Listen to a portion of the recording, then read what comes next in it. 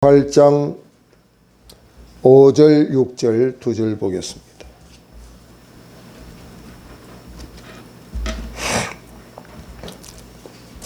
열왕기하 18장 5절 6절 제가 봉독에 올립니다. 히스기야가 이스라엘 하나님 여호와를 의지하였는데 그의 전후 유다 여러 왕 중에 그러한 자가 없었으니 곧 그가 여호와께 연합하여 그에게 떠나지 아니하고 여호와께서 모세에게 명령하신 계명을 지켰더라. 아멘.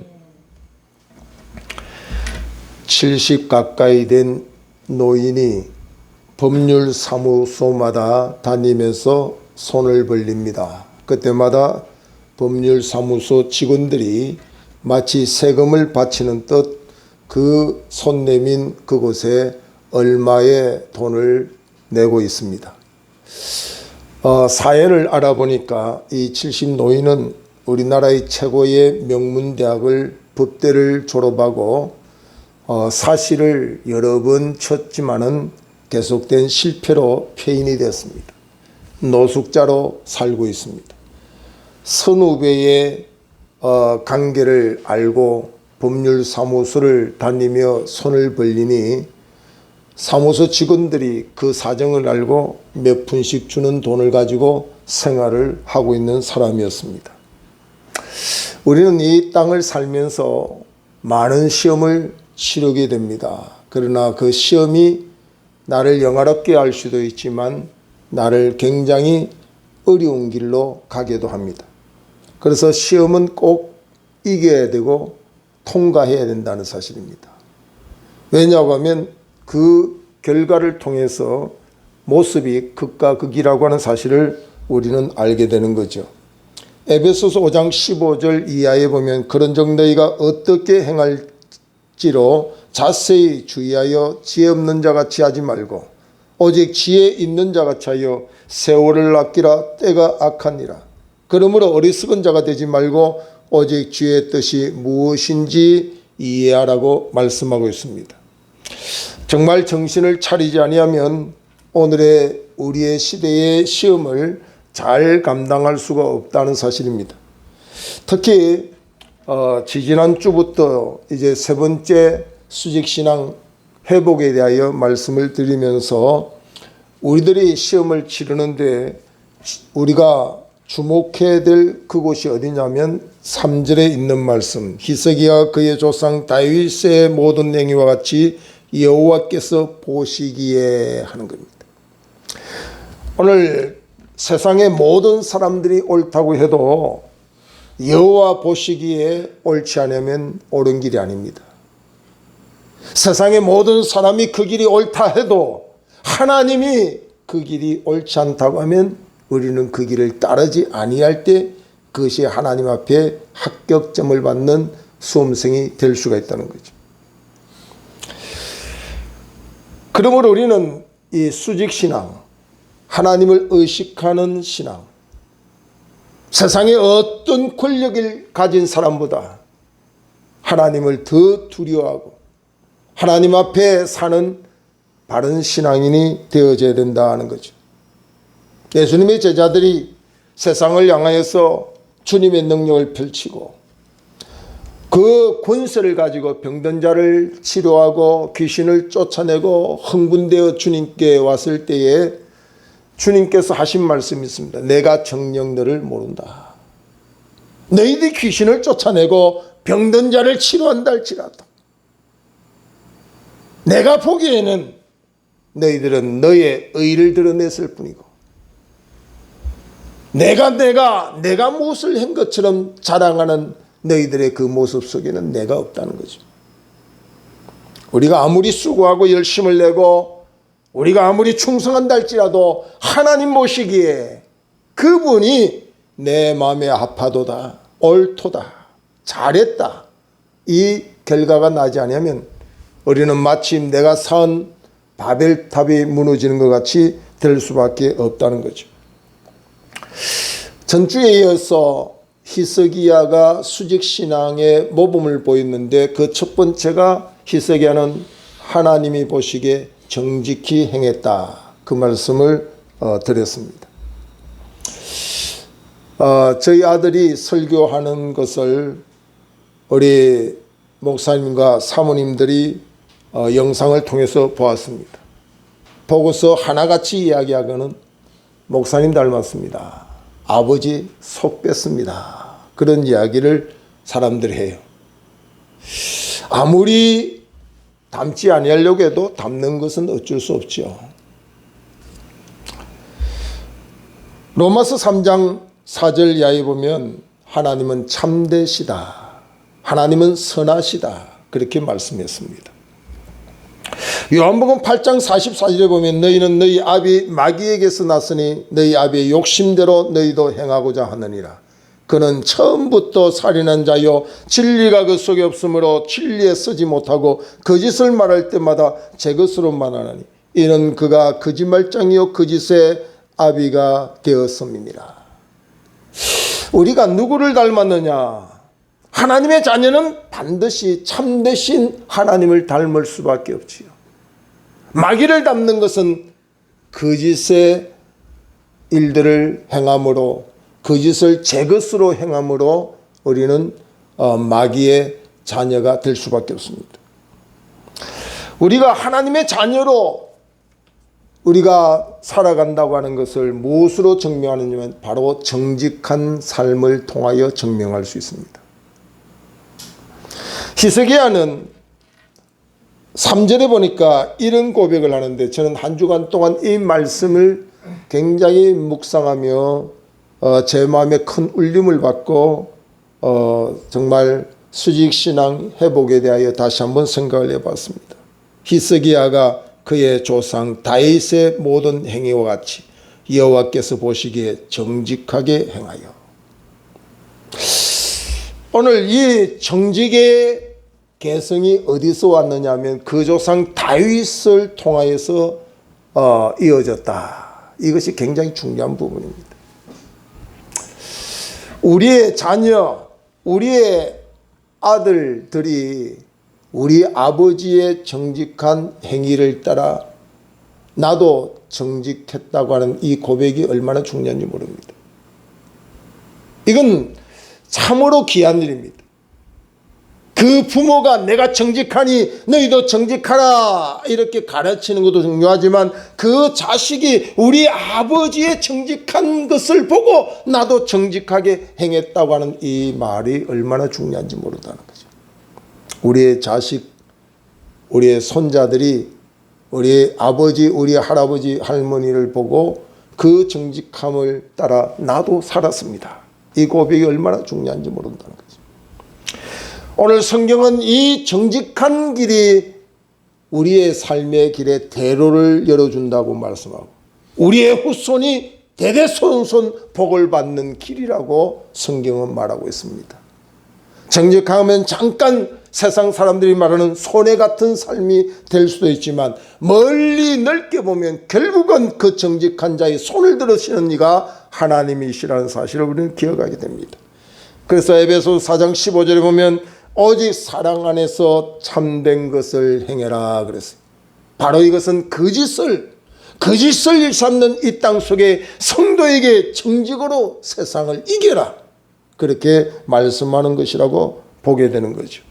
오늘은 이 두 번째 히스기야의 수직신앙의 모습이 정직과 더불어 우리에게 주어진 말씀이 있는데 5절에 있는 말씀입니다. 히스기야가 이스라엘 하나님 여호와를 의지하였는데 그의 전후 유다 여러 왕 중에 그러한 자가 없었으니. 수많은 사람, 수많은 왕들이 있었는데 그의 전과 후에도 히스기야와 같이 하나님을 의지하는 점수가 최고점을 받은 왕이 없었다. 이런 평가를 저와 여러분이 받으면 얼마나 좋을까요? 어느 한 교회의 성도로서 또 우리 이 서울 시내의 모든 교회 중에 믿는 자의 한 사람으로서 우리에게 주님이 이런 평가를, 너의 전후에 누구도 너보다 더 나를 의지하는 자가 없었어. 너의 전과 후에도 누구도 너보다 나를 의지하는 자가 없었다고 하는 이것을 하나님께로부터 평가받는다면 얼마나 행복한 자가 될 수 있을까요? 허드슨 테일러라고 중국 선교사님이 계시는데 그 허드슨 테일러의 선교 사역 속에 한 일화 중에 굉장히 선교비가 지속되지 못하는 그런 상황 속에 신경쇠약이 걸릴 정도로 힘들어할 때가 있었다고 합니다. 선교사들은 사실은 선교의 후원이 없으면 사역을 지속하기가 어렵거든요.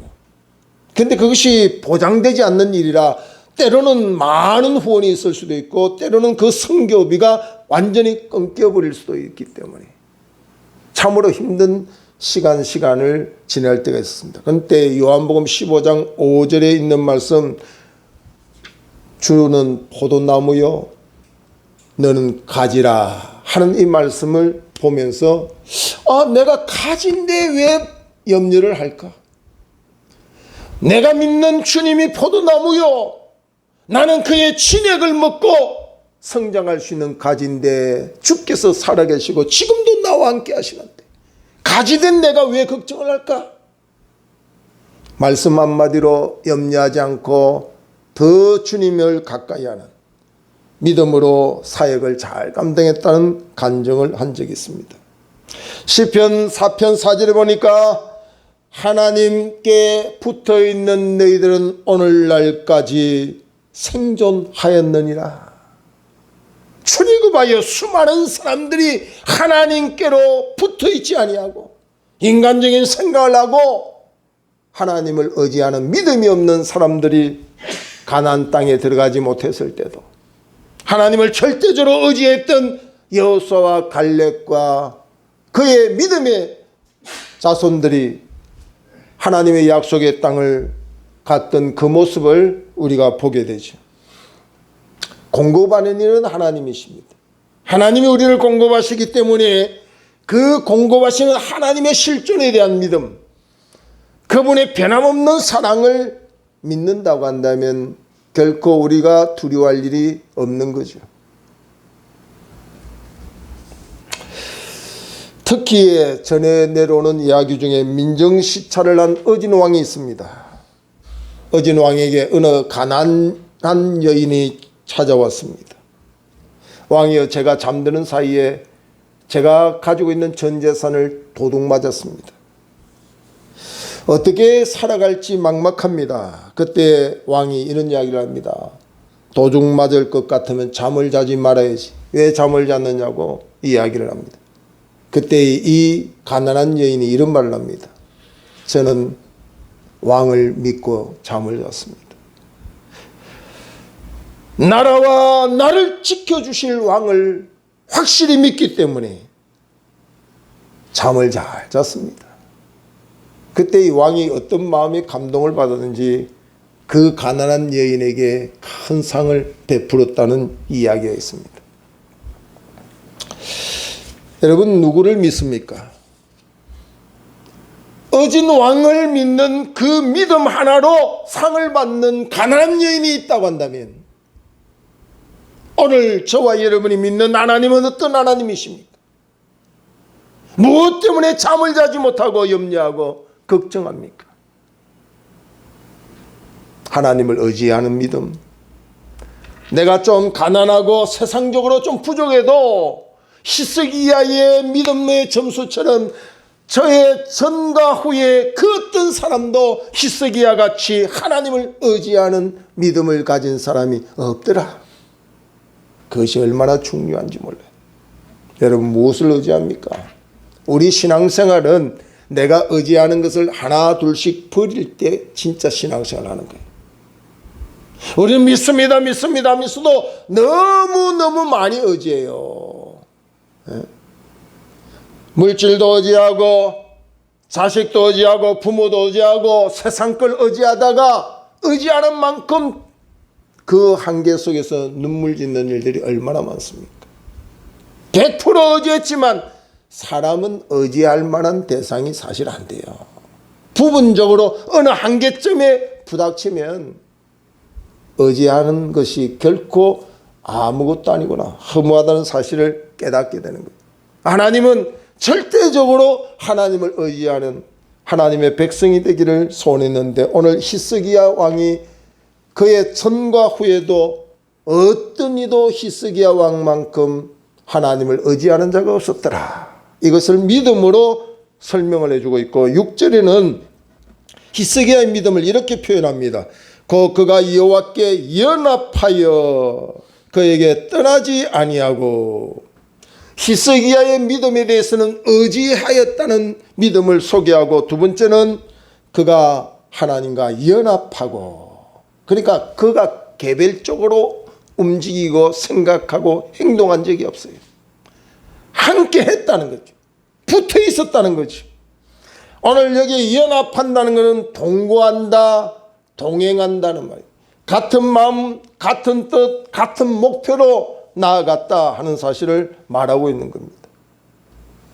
우리는 누구와 동행하느냐, 굉장히 중요한 부분이 여기에 있습니다. 조폐공사에 큰 돈이 도적맞았습니다. 범인을 찾아보니까 말단 직원인 23세 여자 직원이었습니다. 조폐공사 직원쯤 되면은 이 돈을 훔치면 반드시 잡힌다는 것 기본적으로 알고 있습니다. 그리고 이 돈을 훔치면 얼마나 큰 죄를 범하는지도 알고 있습니다. 근데 이 아가씨가 왜 이렇게 큰 돈을 훔쳤을까요? 나중에 그 사연을 들어보니까 유부남과 1년 6개월 동안 동거하다가, 처음에는 좋은 사람인 줄 알았는데 알고 봤더니 완전히 돈벌레예요. 이 아이를 이용해서 이런 범죄를 저지르게 했던 배우의 장본인이었습니다. 지금 나는 누구와 동행하느냐, 누구와 동거하느냐, 누구와 연합하느냐, 굉장히 중요합니다. 세상에 어떤 환경에 있을지라도 저와 여러분은 여호와 하나님과 연합하기를, 그분과 뗄래야 뗄 수 없는 어떤 환경이 우리에게 불어닥친다 할지라도 주님과 연합된 내 관계가 떨어지지 않는 그런 신앙, 그거 중요합니다. 여러분, 제3자가 볼 때 야, 저 목사 아무리 주님과 뗄래도 뗄 수 없어, 이 정도 평가받는 목사가 돼야 돼. 에이, 저 사람 돈만 주면 탁 떨어져. 에이, 저 사람 좀 명예 장짜리 하나 주면 탁 떨어져. 여러분, 이건 비단 목회자뿐만 아니라 성도라고 한다면, 이 수직신앙이 분명히 되어 있다 하면, 어떤 사람이 나를 미혹하고 어떤 세상의 조건과 환경이 나를 떼려고 수단방법을 가리지 아니하도 떨어지지 않는 신앙. 저를 건드려봐야 소용없어, 이 정도 평가받아야 돼. 예? 사단도 보고 저거 여러 번 떼려고 수단방법을 안 가렸는데 절대로 저를 못 떼. 하나님과 떼려고 아무리 유혹을 해도 안 돼. 그 정도 돼야 사단도 우리를 더 이상 시험 안 해요. 조금만 물줄 주면 톡 떨어지는, 그를 얼마나 비웃고. 예? 오늘 히스기야의 이 믿음의 역사는 바로 하나님 앞에 그의 신앙입니다. 그 수직신앙입니다. 하나님 앞에 수직신앙이 바로 된 히스기야는 정직했고, 오늘 본문에는 보면 그의 믿음을 인정받았어요. 의지하는 믿음을 가졌고 연합하고 동행하는 믿음을 가진 것을 보게 되는 거죠. 그리고 6절 하반절에는 그가 여호와께 연합하여 그에게 떠나지 아니하고 여호와께서 모세에게 명령하신 계명을 지켰더라. 이 믿음은 지키는 거예요. 하라고 하면 하는 거예요. 계명을 지키는 거예요. 믿는다고 하면서 계명을 지키지 아니하고 입술로 떠들어대서는 그건 믿는 자가 아니라는 거죠. 근데 이 지킬 때는 인간적으로 힘들어요.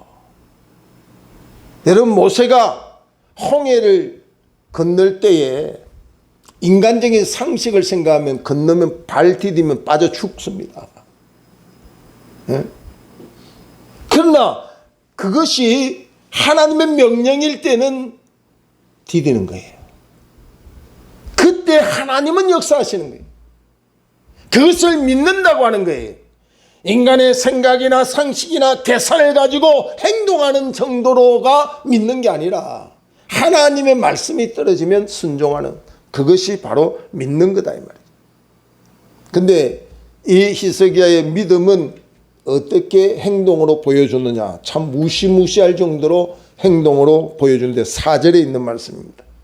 그가 여러 산당들을 제거하여 주상을 깨뜨리며 아세라 목상을 찍으며 모세가 만들었던 노뱀을 이스라엘 자손이 이때까지 향하여 분향함으로 그것을 부수고 너수단이라 일컬었더라. 제가 전도사 때 시골 목회를 하는데 새벽 기도를 하면 전 아랫강대상에서 무릎을 꿇고 기도를 했어요. 그러면 뭔가 하나 툭 떨어져요. 어떨 땐 제 머리도 맞고 어깨도 맞고 그래요. 그래서 뭐가 하고 보면은 돈이에요, 돈. 예? 근데 그 할머니 내 집사님이에요. 서리 집사님인데 아직도 그 신앙이, 교회 오면 그 십자가를 따라오면 십자가 앞에 꼭 손을 모고 절을 해요. 십자가 앞에 절을 해요.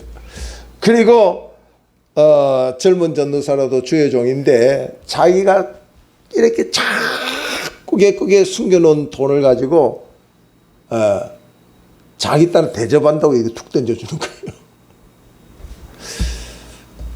그 마음 그 정성은 알고 있지만 그분을 고치기가 참 쉽지가 않더라고요. 이 십자가가, 이 모양을 만든 십자가가 그의 우상이 되어버렸어요. 오늘 본문에도 보면은 이스라엘 백성들 원망불평하다가 광야에서 불뱀에게 물렸어요. 불뱀에 물리면 다 죽습니다. 죽음 직전에 모세를 통하여 노뱀, 불뱀의 모양을 한 노뱀을 달고 누구든지 그 노뱀을 바라보는 자가 산다고 하는 그 당시에 그 일들을 보고, 그것은 주님의 말씀, 그 말씀을 따라 행하니까 살았지 그 노뱀이 살려준 게 아니거든요. 십자가에 주님이 죽으셨기 때문에 대속의 은혜가 우리에게 주어진 것이, 오늘 우리에게 만든 이 강대상 뒤에 있는 십자가가 우리를 구원시킨 게 아니다 이 말이에요. 그래서 보수 신학을 제대로 한 교회들은 강단 뒤에 십자가를 거의 안 세웁니다.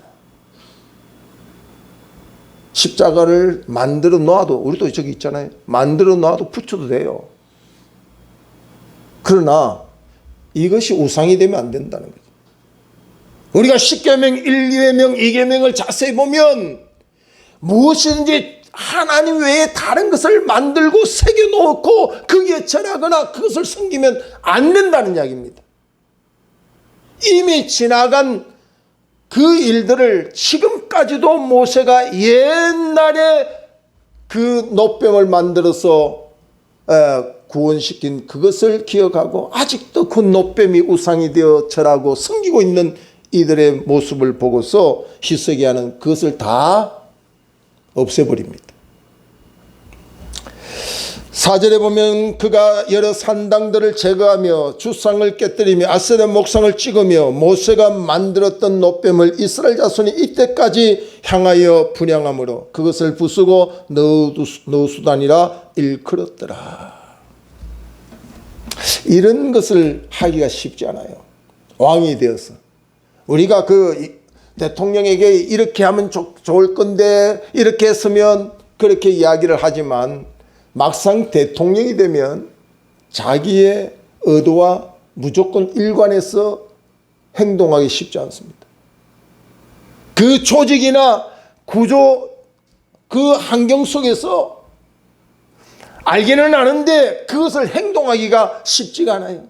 이미 우상을 섬기는 사람들이 이렇게 많은데 그 우상 섬기는 사람들을 단호히 제하고 진리대로 말씀대로 행동하기가 쉽지가 않아요. 그래서 믿음은 용기입니다. 용기. 용기가 없는 사람은 믿음 없어요.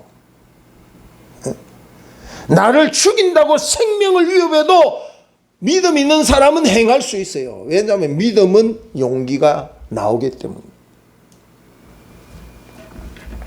히브리서 11장 24절은 시간이 없어서 한번 찾아봐야 돼요. 히브리서 11장 24절 제가 읽어드릴게요. 믿음으로 모세는 장성하여 바로의 공주의 아들이라 칭함받기를 거절하고 바로의 공주의 그 화려한 삶을 거절했다. 여러분, 이 세상에 우리에게 주어진 환경, 이렇게 좋은 환경을 거절하기가 쉽지 않아요. 오히려 도리어 하나님의 백성과 함께 고난받기를, 잠시 제약의 낙을 누리는 것보다 더 좋아하고, 어떤 걸 더 좋아했어요? 제약을 누리며 평안한 삶을 보다도 복음을 위하여, 주를 위하여 고난을 당하는 걸 더 좋아했다. 26절은 그리스도를 위하여 받는 수모를 애굽의 모든 보화보다 더 큰 재물로 여겼으니 이는 상 주시는 이심을 바라봅니다. 이 수직신앙입니다. 이 수직신앙이 돼야 거절할 건 거절하고 버릴 거는 버리고 따라갈 건 따라가게 돼 있는 거예요. 행동하는 신앙이 거기서 나오는 겁니다. 지금 우리나라에도 굉장히 위기에 처해진 악법 중에 하나가 차별금지법입니다. 동성애, 특히 차별금지법 중에서 동성애, 그것이 굉장히 문제입니다. 이번 그 프랑스 올림픽에도 그런 일들이 많이 일어났는데 우리나라와는 아직은 그것이 통과되지 않았지만 이미 많은 나라에서 이 동성애 차별금지법이 통과돼 가지고 이 성애 부분이 굉장히 어렵게 되어 있습니다. 법원에 인정을 받지도 아니하고 이제 내가 여자다, 나 아무리 생각해도 여자다, 이렇게 신고만 하면 여성으로 인정해 주는 나라들이 수없이 많습니다. 기본적으로 법원에서 모든 신체 구조나 환경적으로 다 조사하고, 아, 당신은 여성입니다, 남성입니다, 이렇게 선고해 주는 것도 두려운 일이에요. 그것도 성경적이지 않나요? 그러나 지금은 내가 가만히 보니까 남자요, 남자 신고하면 남성으로 인정을 해준다 이 말이에요. 참 무슨 세상이, 그야말로 미친 세상이 지금 도래되고 있다는 사실을 우리가 기억해야 됩니다. 이때 우리의 믿음을 지키겠느냐는 거죠. 이렇게 수많은 사람들이 불의한 길, 비진리로 갈 때에 내가 본질을 찾고 진리를 따라 믿음을 따라 주님과 동행하는, 주님의 뜻과 주님의 생각과 주님의 목표를 내가 갈 수 있느냐. 그게 좁은 길이에요. 여호수아는 이런 고백을 했습니다. 나와 내 집은 오직 여호와만 섬기겠노라. 참 수많은 사람들이 하나님을 불신할 때 오직 나와 내 집은 여호와를 섬기겠노라 하는 이 신앙의 고백이 얼마나 중요한지 모른다는 거죠. 서울여대 교수인 장경철 교수님의 글을 제가 보고 많은 도전을 받았습니다. 믿음이 곧 행복입니다. 퍼즐 조각 같은 우리의 삶에 믿음의 조각을 채워갈 때 하나님의 완성된 행복이 보입니다. 하나님의 얼굴에 미소 짓게 하는 것이 우리의 작은 믿음에서 시작됩니다. 하나님의 얼굴에 미소 짓는 일이 뭔가, 하나님을 기쁘게 하는 일이 뭔가, 그것이 우리의 작은 믿음의 퍼즐 조각 하나가 하나님을 기쁘게 한다는 사실이 우리에게 얼마나 큰 울림을 주는 말씀인지 모릅니다.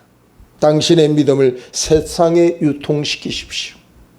하늘의 행복이 온 땅에 유통될 것입니다. 우리의 믿음을 유통시키면 하늘의 행복이 온 땅에 유통된다. 참, 이런 표현을 어떻게 쓸 수 있을까요? 여러분, 그러나 이 유통기간이 여러분 제한되어 있다는 사실도 깨달아야 됩니다. 세상의 물건도 유통기간이 있듯이 이 믿음을 유통시키는 기간도 제한되어 있다는 거죠.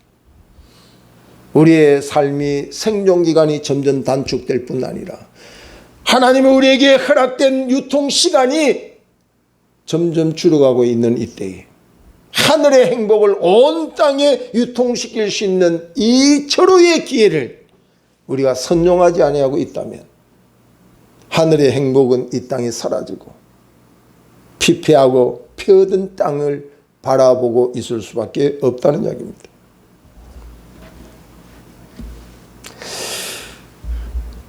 회심한 식인종, 사람을 잡아먹는 식인종이 개종을 해서요 하나님을 섬기게 되었어요. 성경이 너무 좋아서 성경을 읽고 있는데 인류학자가 코웃음을 치면서 비웃습니다.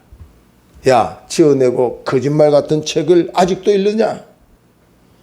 이때 사람 잡아먹는 식인종, 이 개종한 식인종이 무슨 말을 했냐면, 내가 읽는 이 책이 아니었다면 이미 당신은 내 뱃속에 있는데. 여러분, 사람 잡아먹는 식인종도 변화되니까 사람 잡아먹는 식인종이 아니라 사람을 살리는 식인종이 되는 거예요. 그 책이 아니었다면, 하나님의 말씀으로 감동이 안 됐고 개종되지 않았다면 이미 나를 비웃는 너는 내 뱃속에 내 먹잇감이 된 줄 모르느냐. 믿는 자의 삶이 얼마나 중요한지 모른다는 거죠. 오늘 이 믿음을 가진 우리들에게 약속한 말씀이 7절에 있습니다. 여호와께서 그와 함께 하심에 그가 어디로 가든지 형통하였더라 그랬습니다. 하나님은 정직한 이스기야와 함께해서 형통한 것처럼 하나님을 의지하고 연합하며 그의 길이 힘들고 어렵다 할지라도 믿음을 지키고 하나님의 미소를 만들어내며 그 믿음의 유통기간을 잘 선용해서 믿음을 증거하여 하늘의 행복을 유통시키는 우리를 통하여서 하나님이 약속한 말씀, 너의 가는 길을 형통하게 하리라. 이 형통의 복이 저와 여러분 우리의 자손대에 이르도록 믿음을 계승하고 믿음을 전파하는 우리의 삶이 되기를 주의 이름으로 축복합니다. 기도하겠습니다. 하나님 은혜를 감사합니다.